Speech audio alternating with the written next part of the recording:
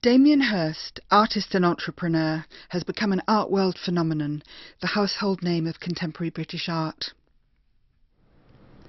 As crowds flocked to the first full UK retrospective of his work at Tate Modern in London, his signature spot paintings, spin paintings, and animals in formaldehyde are the centre of intense interest. There's always controversy around Hirst.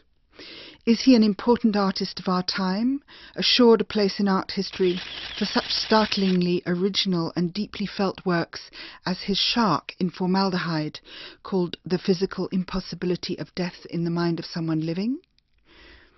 Or is he merely a showman, whose biggest stunt to date has been the creation of a skull studded with diamonds, made in 2007 and priced at £50 million, which famously didn't sell, except to a consortium of investors that included the artist himself? Like few artists before, the 46-year-old Hirst is his own impresario, manager of a powerful brand identity that has made his name synonymous with art world money and glamour. The richest living British artist, he is happy to describe himself as an entrepreneur. Teams of workers in several studios produce the spot paintings and spin paintings and much of the other work, while Hirst himself is restoring Toddington Manor in Gloucestershire as a museum for his whole collection. From the start, Hirst showed his talents as a creator of art world events, when, in 1988, he curated an exhibition entitled Freeze that launched the careers of 16 of his fellow students at Goldsmiths College, and established the Young British Artists, or YBAs, as important new talents. Just 2 years later, Charles Saatchi bought Hirst's first major animal installation, called 1,000 Years. More such animals emphasise the themes of life and death in his work, from Away from the Flock, made in 1994, to the huge works of 2008, which included The Golden Calf, a white bullock with golden horns and hooves that set Hirst's auction record of more than £10 million. Through his career, Hirst's attitude towards death has changed and darkened, from the youthful larky images of him lying in a huge tub of cigarette butts to later much darker images and his abiding obsession with skulls.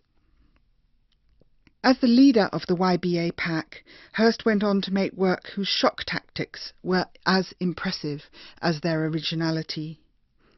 Mother and Child Divided, a bisected cow and calf in formaldehyde, caused protests when it was first shown at Tate in 1993, and again in 1995 when Hirst won the Turner Prize. The Sensation exhibition at the Royal Academy in 1997 has become a landmark in British contemporary art, and at the time it divided critics and audiences alike, especially over Hirst. 2007 marked the start of 2 extraordinary years for Hirst. His show Beyond Belief included the famous diamond skull, which is entitled For the Love of God.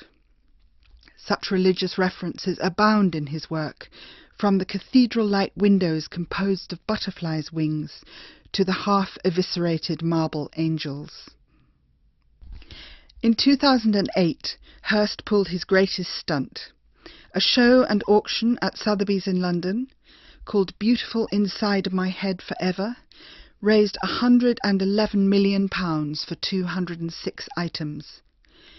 It broke all records, including that of the largest sale for a single artist, and it was highly unusual for an artist to deal directly with an auction house. Inevitably, the show also evoked accusations that Hirst's own dealers were the main buyers, thereby bringing the work in a neat circle, but it marked the high point of the contemporary art market bubble of the moment. And then it was over.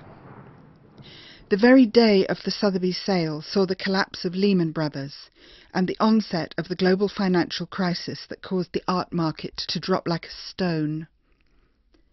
Hirst's prices went rapidly down and have hardly recovered since.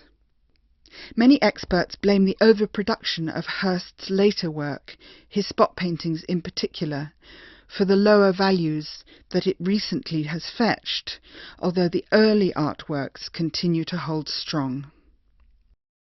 After 2008, Hirst changed tack dramatically.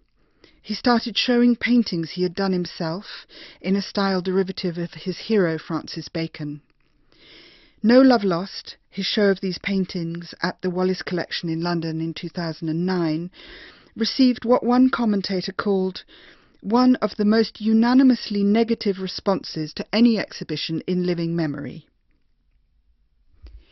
Tate's new show takes the high road, presenting a careful and beautifully chosen selection of the very best of Hirst, with such lyrical pieces as a room full of living, hatching exotic butterflies, or a white dove apparently fluttering inside its formaldehyde cage. And, appropriately for the showman entrepreneur that is Hirst, there's a very good shop.